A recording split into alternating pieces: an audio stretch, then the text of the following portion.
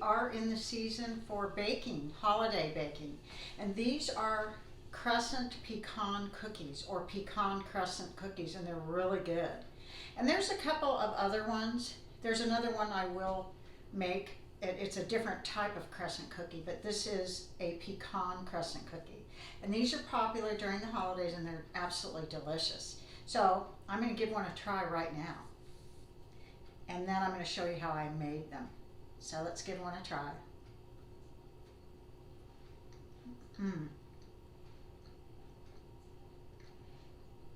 They're really good. They're a little different, but a little similar to a snowball cookie. The thing that's different about these, first of all, they're a different shape. And secondly, they have like a little bit of orange zest and a little bit of cinnamon that makes them stand out differently. And it's not overwhelming. There's not a lot of any of it. It's just enough to give it that little flavor. And they're really good. And these, of course, are made with pecans. So the very first time I had one of these was at a bakery, and I just fell in love with them because they did remind me a little bit of snowball cookies. So these are absolutely wonderful. So I hope you enjoy this recipe and tutorial. These are all the ingredients you're going to need to make these crescent cookies. You're going to need 1 cup of butter. You're going to need 1 teaspoon of vanilla and 1 teaspoon of pure almond extract, 2 cups of all-purpose flour, 3/4 a cup of powdered sugar, and then you're going to need more powdered sugar for dusting, a cup of finely chopped pecans, and I'm going to use a 1/2 teaspoon of cinnamon and 1 teaspoon of orange zest. And this is optional, but I use it because it kind of gives it more of a distinct festive holiday flavor. So let's get started. The first thing you want to do is put your softened butter, a cup of softened butter, in your mixer, either a stand mixer or handheld. Then you want to add your 3/4 a cup of powdered sugar. You want to add your teaspoon of both vanilla and almond extract and your orange zest, and you want to blend this all together about 2 or 3 minutes.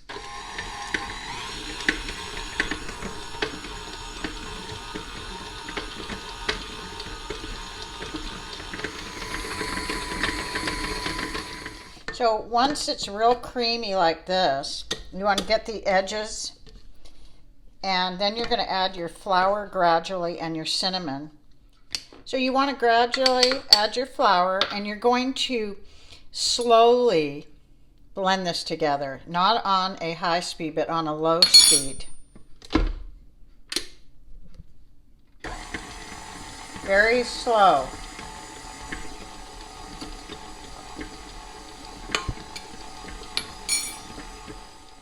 So after you mix that just till it's combined, you want to add your pecans, and you don't want to over mix it. You want to mix this until just combined.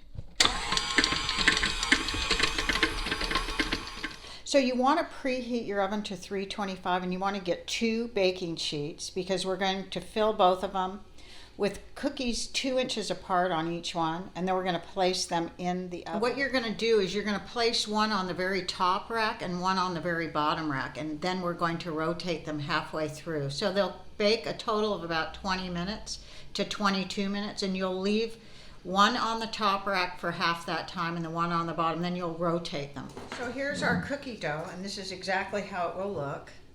And you want to get, there's 2 different sizes. You could get the larger one, or you can use a smaller one, but I'm going to do the larger one. What you're going to do is just take like a tablespoon scoop, and after you get it in a ball, you're going to kind of roll it in a kind of a little log shape, probably about 2 inches, and here's one, and there's about 2. And then what you're going to do is you're going to shape it like this, kind of in a crescent, kind of press down a little, and there's your crescent.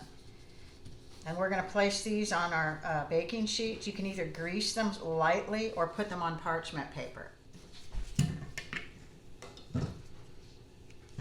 So again, you just roll it probably about 2 inches, and then you can just shape it like this. You don't have to press down. You can if you want. It kind of makes it a wider cookie versus like this. So I'm going to finish doing all these. Here's our two cookie sheets, and one's smaller and one's a little bigger, and so I'm going to put one on the very top rack, one on the bottom rack. So what it does is it makes sure the bottom cooks and the top cooks, and it's 20 to 22 minutes, but it's all dependent on your oven. And I'm really careful because many, many, many years ago when I was younger, I would burn every first batch I made.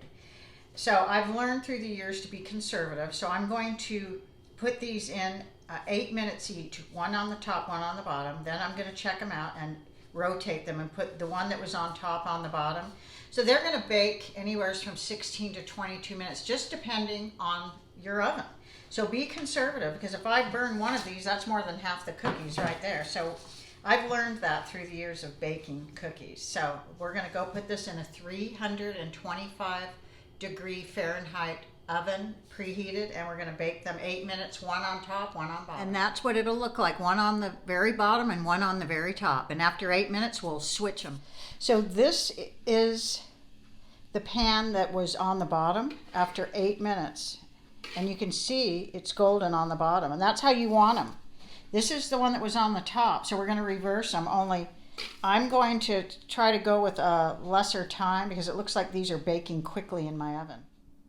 These cookies only baked 14 minutes and they're done. That's why I always say your oven makes all the difference in the world. So start low and work your way up. They're done. You want to cool these for 10 minutes so that they're not hot, and then you can dip them in, dust them with powdered sugar while they're warm. These are cookies that you can do that with. Okay, I put all the cookies together on one pan over here, and after 10 minutes you're going to roll them in some powdered sugar like this and place them on wherever you want to put them. Just like this.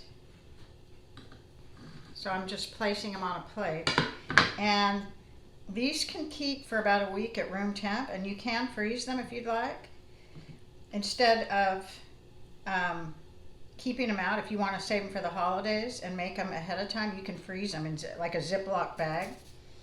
So I'm going to finish dusting these with powdered sugar, and then when they cool, you can add more powdered sugar, but this makes it hold better. So I'm going to continue dusting these cookies.